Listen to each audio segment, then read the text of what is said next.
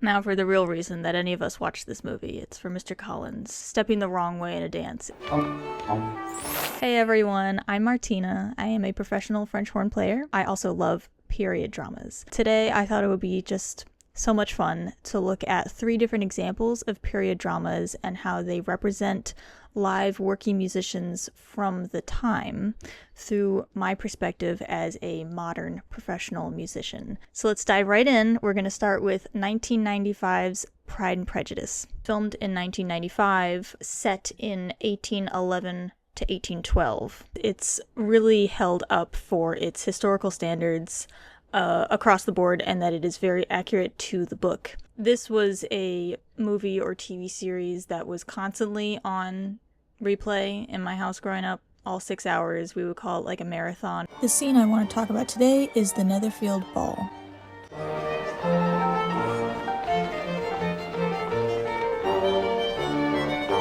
I want to give major props to the musicians who are playing here. As a musician watching it, I've always thought these people really look like they're playing. They really look like they know what they're doing. They're holding the instruments the right way. As a brass player, watching the serpent player play is like, yep, that's a correct embouchure. Everything checks out from what I'm seeing. And they literally are. There are people in this group that are still in a group today. They are called the Mellstock Band, which also blew my mind when I came across the name of the group, because I thought, well, hold on a second. Isn't that from Under the Greenwood Tree?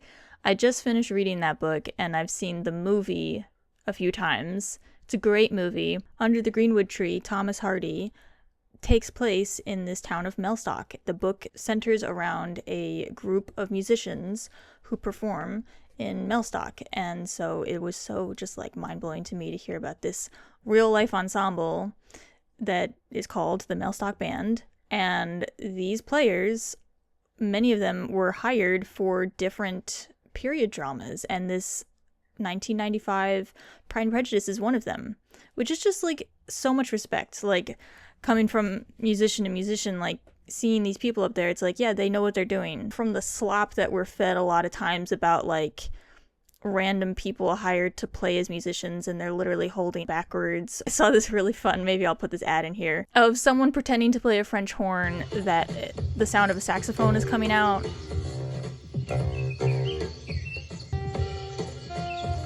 It's just like, the bar is so low with media representation of musicians. To find this out, that's a bit of my excitement around it. It's just like, yes, there's like, they're real people, they're real musicians.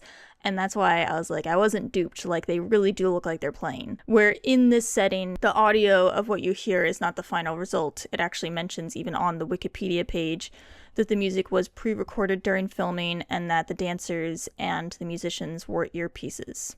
They probably were having to play somewhat, even if it's not what they used. It's not the easiest to fake play and make it look real. As a kid, probably about right before I started playing the horn, or like as I started to play the horn, I was always enraptured by this serpent. It's such an interesting looking instrument. I'm quite enraptured. Just so I don't get anything wrong, I am just going to read verbatim from this Wikipedia article, which can't be wrong. It was developed in the Renaissance era. It is a trombone-like mouthpiece with 6 tone holes arranged in 2 groups of 3. It is named for its long conical bore bent into a snake-like shape, and unlike most brass instruments, is made from wood with an outer covering of leather or parchment that is pretty similar to a cornetto. There are different sizes of serpents according to pitches, depending on the size, just literally the length of the instrument. The history of the serpent is extremely interesting, so I would very much encourage you to continue researching it. It would absolutely be in a dance band ensemble, such as this one in Jane Austen's Pride and Prejudice, for a country ball, a private ball. This would definitely be an instrument that you would see there. I am not a serpent player, full disclaimer. Never played one. I would like to, but also it's not really designed for French horn players to pivot to that instrument. I have played cornetto, and I always wanted to get better at the cornetto, but also that is more similar to a trumpet mouthpiece, so I don't really fit in that camp either. Womp womp. I love how they filmed this scene of this ball. They put the musicians, they're right kind of, they're not in the center of the room, but they're extremely visible. They have their own stage, their own platform. They really do look like they're in a place of importance. Obviously, the guests are the most important. It's for the guests' enjoyment, but they're not tucked away anywhere. They built a stage for them. You really get to see a couple of really great close-ups of these musicians a few times, which is also a really smart use of the money, because if they paid for real musicians to come play this, yeah, let's show them as well. From the viewer's perspective, we really get the entire 360 kind of view of what's going on at this ball, especially while Mr. Darcy is walking around, and you follow his perspective. A very sad thing to learn is that I was reading that they did have some wide shot angles that they filmed, but they couldn't use any of that film because there was like a hair in the lens or something. So we get more of these close-up shots because they couldn't use all this stuff that they had worked out. As a video editor, it's like a nightmare when you realize you have a piece of footage you just can't use. So I sympathize with that on a very small scale of like my perspective, which is like this big. It leaves us with these really, I think, kind of more intimate shots, which give us a little more relation to the characters, and the musicians are included in that. Now, for the real reason that any of us watch this movie, it's for Mr. Collins stepping the wrong way in a dance. He's so good, this actor. On the way, Mr. Collins. Madam, 1,000. Come, Mr. Collins. My dear cousin, I apologize. For a second, I was like, I caught them. There's a problem. They're all like playing backwards, and then as it zooms out, it's in the mirror. So I was like, okay. Well, I'm glad that there was no mistake. But I was also like, I found something. Just have to note something that just struck me right now as a musician. When you're playing to an audience that is not paying attention to you at a dance would make total sense, because you are there to provide music. You're not like there to be watched intently. At this moment, the violin is starting the dance.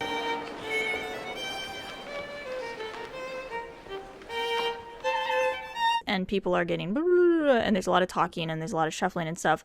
But then once people get in their places, they start to quiet down. As a sympathetic musician, not everyone is like this, but I feel when you start and nobody's paying attention to you, we're chill, whatever. And then when people stop talking, then the nerves go up a bit. It's like, ugh, everyone's listening to me now. Okay. So it's just a little kinship moment of like, oh, please stop listening to me. Like, of course, yes, I would prefer if you didn't chat, through a performance or whatever. But now it's like, oh, now you actually are going to listen? Could you not?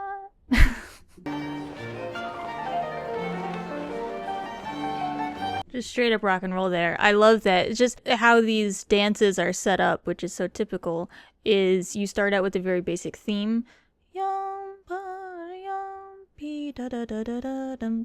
A simple theme. And then as it progresses, as time goes on, we have variations on that theme. That is up to the musician to come up with their own variation, interpretation. Going back again to the serpent, there's not nearly as much when you're providing that bass line, especially with the rhythm. 2, 3, 1 and 2 and 3, because your real function there is to provide not necessarily just the serpent, but the band. Their function is to provide a rhythm, a beat for the dance. Because that is just your role in the ensemble. But I love this keyboard. It's just like rocking out, so good. It's just, and that's just up to the musician, like this is not spelled out for you as the musician. So again, like, it's just so good. It's just so good. The bar is high, my friends. So yeah, let's continue on with the next example. On to Persuasion, filmed in 2007, set from 1814 to 1815. This movie was the inspiration to make this video and to dive into this topic. I've watched this film several times. It's one of my favorites. It was just the last time I was watching it with my husband, maybe 2 months ago, and we got to the scene with the orchestra concert, and I was like, it just hit me for the first time of like, this is actually kind of weird. Again, still one of my favorite movies. Like, I'm not like putting this down at all. It's just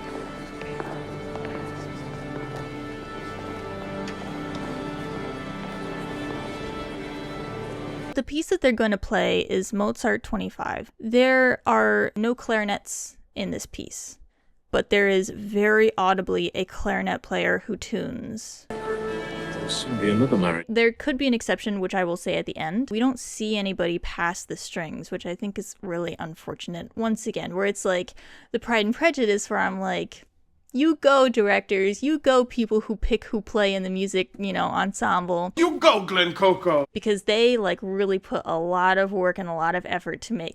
And Persuasion, okay, do you really need to hire an entire orchestra if they're only going to be visible for about 3 seconds of the movie? I mean, I think you had the budget for that. I think they had the budget. They have a clarinet player who's audibly tuning, and it's like, well, the piece that you're just about to play has no clarinets. Now, the only exception I would say is if in this concert, the second piece that they're going to play has clarinets. Okay, then sure. But also, again, coming from today, today's perspective as a musician, maybe it was different at that time. But typically, if I'm a horn player and I'm not on the first piece, but I am on the second piece, normally I wouldn't have to sit out on stage through the first piece. Normally I'd be backstage and come out just for my piece.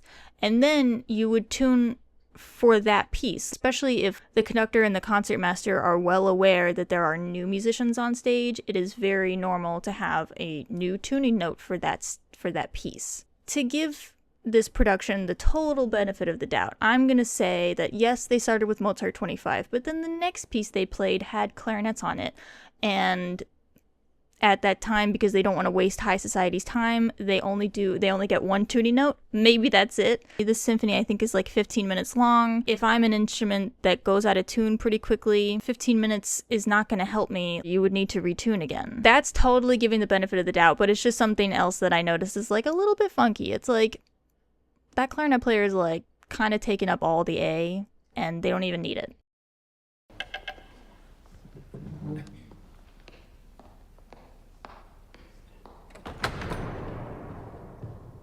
Wentworth storming out of the room. Emergencies happen. People have to leave concerts. Okay.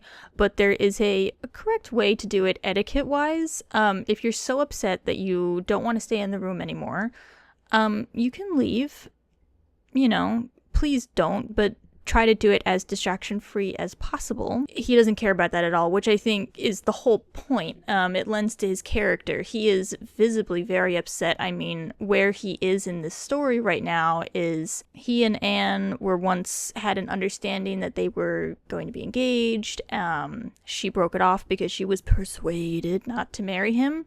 And now, many years later, they're in a better place, looking like, maybe we can reconcile this. And she invited him to the concert. So he says that, he only goes because he thinks maybe there's something there for the two of them. And now he sees that she is with another man, the slimy and the smarmy Mr. Elliot. My cousin, Mr. Elliot. Who the heck is this guy? She's my cousin. She's my girl. I got First one down the bow is the winner. Oh, yeah. And he just can't.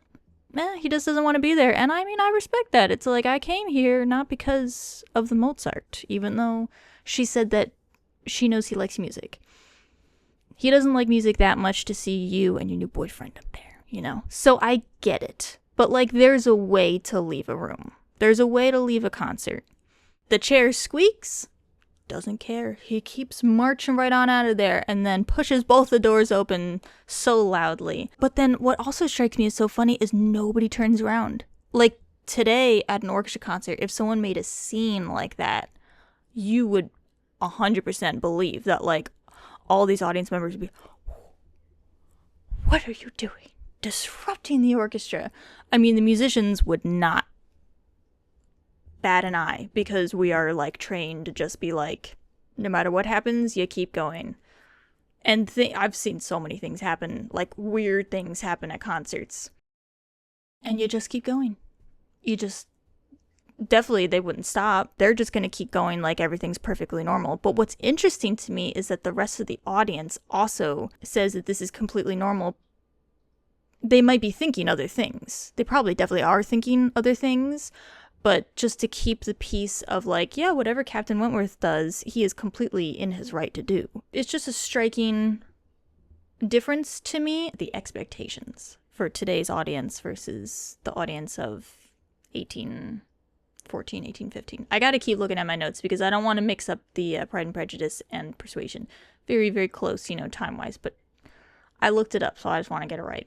He's not the only one that leaves, and then leaves, which, at least in Captain Wentworth's defense, if you can even say this, which is kind of stretching it a bit, he does technically leave, like, right before they start, which I don't even think you could really say that because the concert had started at that point. Like, no music had been made, no sound had been uttered, but, like, the concert was definitely starting at that point. So I don't even think I could say that.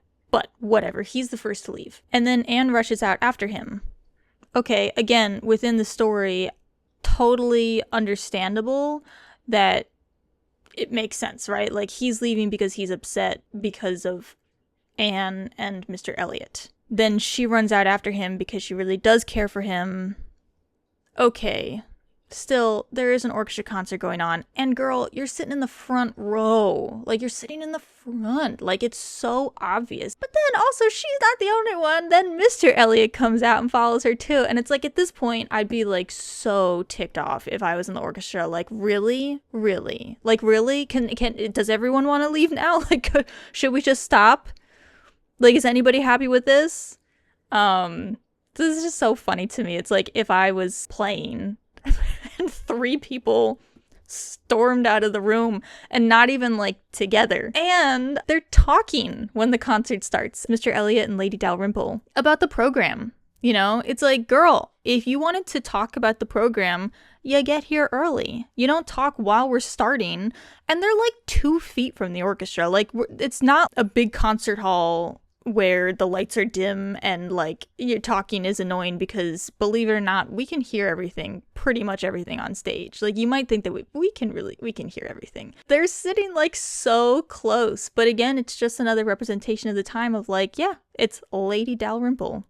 She probably can do whatever she wants. I'm certain that she can literally do whatever she wants. So many good things about this scene. That little tap, tap, tap, tap on the stand. I've never been in a situation where a conductor does that. It's, I think, an overplayed Hollywood expectation of a conductor. It just reminds me instantly of The Little Mermaid, of like the little lobster. It's not like, oh, here's the rhythm that you're gonna play. No, it's more like, okay, attention kids, attention please. Like, it's a bit demeaning. So again, I don't know if a conductor from the early 1800s would do that. Sure, but today you'd be pretty quickly written off as a big jerk if you did that.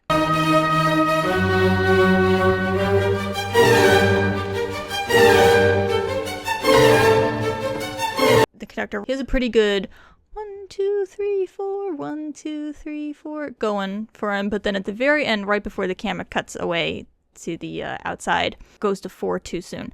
1, 2, 3, 4. So I thought that was pretty funny. I also want to mention about this just really cool nugget that they include in Persuasion, that Anne tells Captain Wentworth where the concert is going to be held. She mentions it's at the Pump Rooms. Captain, there is a concert at the Pump Rooms tonight. I remember how fond you are of music. Which, when I looked into it, that is not entirely accurate as to where they filmed it. They actually filmed in what's called the assembly rooms. But the Pump Rooms would have been completely accurate for an event during Jane Austen's time, and actually Jane Austen does include the Pump Rooms literally in Persuasion. Admiral Croft goes there to get some relief from his gout. The assembly rooms, I looked it up on Google Maps, they're like a 9-minute walk from each other, very close, but it's not technically where it is filmed. If I'm missing something about like if that whole area could be referred to as the Pump Rooms and the assembly rooms is like within there, please let me know, because I am very curious about that, because they did literally put that intentional location into the film by saying it is in the Pump Rooms, and then they filmed in a different place. Just these little things are just so interesting to me. And now on to one of my absolute favorite period dramas. I love The Way We Live Now. It's kind of funny that it's one of my favorites because it's not particularly like a feel-good kind of a movie or a TV series, but I have even read the book, which I was so proud of myself for reading this. I mean, this guy is like thick. But it was really very enlightening. It's also like got everyone in it. Miranda Otto, so I mean if you're a Lord of the Rings fan and you want to see Éowyn not be Éowyn, like she's the furthest thing from Éowyn, you should watch this. Her Southern American accent from 1870 is when this one's set, is really good. It's really good. Also Cillian Murphy, like everyone talks about him from every other major film that he's done, and he's done many, but like this one gets no acknowledgement, and it's excellent. It's so excellent. Matthew McFadden, or McFadden, I'm not sure how to pronounce his last name. McFadden. He's so funny. He is so funny, and he's such a likable bad character. His character is not good, but you can't help but just really like almost root for him in a way, but then definitely not. But you still are like, but he's really funny. Like, he's just very likable. Melmotte himself. David Suchet. Poirot. Are you kidding me? Like Miranda Otto. If you want to see David Suchet be the complete opposite from the main character that you've probably known him as Poirot, watch this. His Augustus Melmotte is, like, frightening. He's so good. He's so good. Shirley Henderson. Oh my gosh, everyone's in this. Shirley Henderson, Moaning Myrtle. Like, she's just so weird. She's so weird. It's so good. David Bradley, also another Harry Potter connection, you know. Filch? As Mr. Brown. Oh, he's so funny. And then I just also have to shout out, like, Rob Brydon as Alf.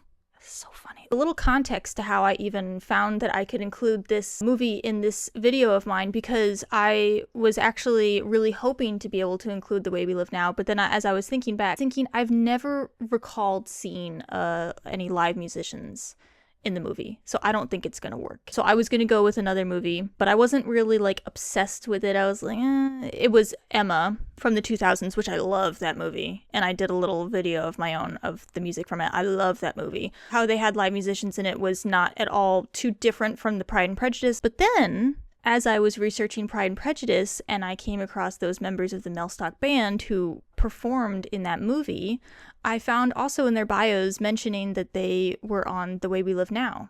And I thought, when are they in The Way We Live Now? Because I just don't remember anything with musicians. So I started to watch the movie again. And sure enough, there is, in the distance, very not at the forefront at all, not really visible, but if you're looking for them, you can see that there are musicians there in the very first ball that Melmotte hosts. So let's just watch a little bit of that now.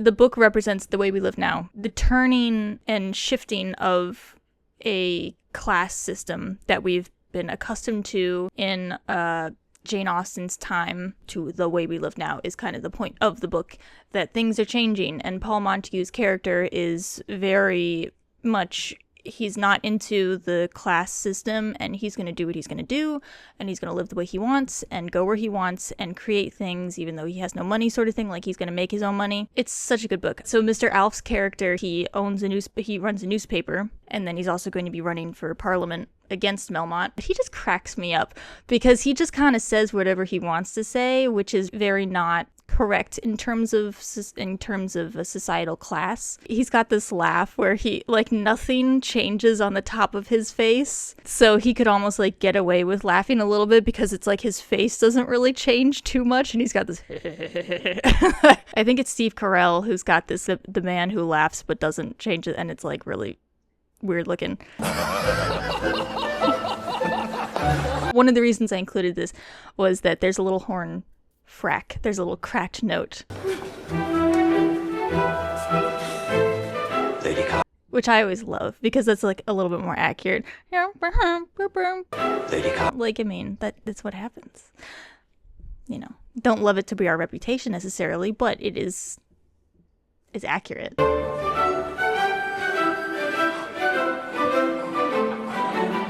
That's the closest that we see the musicians. Now, this scene where Hetta Carberry and Paul Montague dance for the first time, so near and dear. It represents a few things, which I like to give a little props to. I don't know if it's the director. Let's just watch that really quick. think I know this one.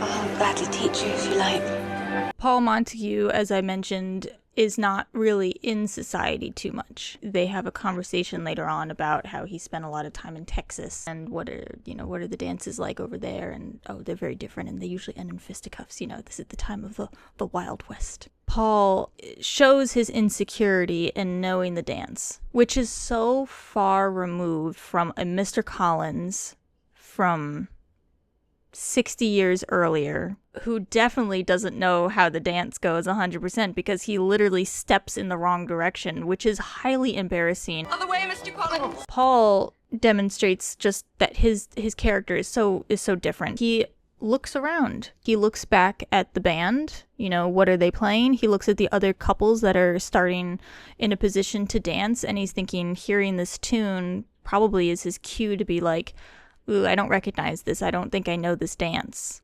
In Melmotte's grand Grosvenor Square estate, we have musicians set off very much to the side. They are off in a separate room that is adjoined by mirrored doors, but they are definitely just there to serve a purpose, not really to be noticed at all, but we need the music to be able to dance. But Paul Montague's character kind of breaks that divide for a little bit, completely unintentionally. One, he is not part of this he is not comfortable in this society. He is not comfortable in this role as a character, as someone who attends a grand ball and knows all these dances. He's just not comfortable in that, and he shows that by kind of breaking the wall right there of looking at the musicians to say, what are they doing? Because I need to know what they're doing to know what my role is. When everyone else in the room either is 100% sure that they know what their role is, or if they are not sure, they definitely are not going to admit that they don't know. Hedda meets him where he is because she says, I am part of this society, but I can teach you.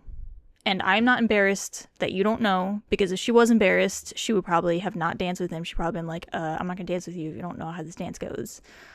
Because that is an expectation in a partner. But she meets him where he is, and she's part of this class, and she doesn't want to be part of this class anymore. She doesn't want to be part of this society. The older she gets and the more that she sees what it's really like, that it's all a facade. Just that little moment of how the room is structured and how Paul Montague's character, or Cillian Murphy's character as Paul Montague, breaks that divide for just a split second, does give us another insight into this tension of society. A note that I wrote to myself, and again, maybe this is a stretch, so feel free to tell me so in the comments if it's like, Martina, that's not what's happening. But I thought it was cool, and possibly intentional, was that the Melmottes are the family who set up this party, and I'm sure they didn't pick out anything. They hired, no expenses spared. The intention of showing off wealth, which they don't have. It's like an inception of a facade. But so the Melmottes who set up this party would have had the musicians out of sight because they're just there to serve a function. They're not of the same class at all. They're just hired. They're kind of like a caterer or something. They're there for a purpose. They're there to serve the guests. Okay. But Paul Montague, who is a man of the people, that's what I wrote down. He was a man of the people.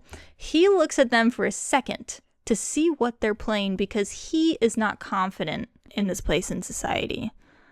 And then Hedda also follows his gaze. Which is just like, if you watch the movie or read the book, it's just in that little 2-second interaction really could fill up the time of their whole purpose in the story. I also went down quite a deep dive of trying to figure out where this was filmed because the musicians really are separated. They are literally, it looks, from watching the film, it looks like they are in some sort of a different room, like adjoining enclave or something like that, but I couldn't really figure it out just from the movie. It was filmed at an English country house, an estate, Luton Hoo, I'm not sure how to pronounce that. And I could see some photos to get a better idea of what's actually going on with this, and I learned a new term, which is enfilade, which is not how I thought it was going to be pronounced. I thought it was enfilade. A suite of interconnected reception rooms with large doors opened in between them. So it's literally a separate room that these musicians are performing in, but the doors open enough that you could connect the rooms to each other. So that was just so cool to me, because then the musicians, they have their own entrance. They can keep, I don't know, their cases back there and stuff, and nobody can see anything that's going on behind the scenes. That's the whole point. It is behind the scenes. This layout would also allow the music to fill the room, because they are connecting rooms, with leaving the complete space of the actual dance floor, of the actual ballroom or whatever it is, for the dancers, the guests to dance and to parade around and socialize with one another. Thank you so much for watching this far. I've really enjoyed researching and putting together this video. Again, you know, a total disclaimer, I am not a historian. I just am a musician from today's world, and I have a great love for these books and movies, reading classic literature and watching period dramas from that time. And as a musician, I love to kind of put myself in the shoes of musicians that I see on screen and kind of question some things and see how they would be from my perspective. I wanted to represent a little bit of what it is as a working musician today and what it was as a working musician 200 plus years ago, to see, you know, what things represented have stayed the same and what things have been made different. Thank you so much for joining me for this exploration. If you have any other suggestions or ideas or anything that I could look into further, please let me know in the comments below. Any of your favorite period dramas, and you know, or even if you just love their soundtracks. I love the soundtracks of Sense and Sensibility, Persuasion, the Pride and Prejudice, of course, the 2005 one as well. So thank you so much for joining me, and I'll see you next time.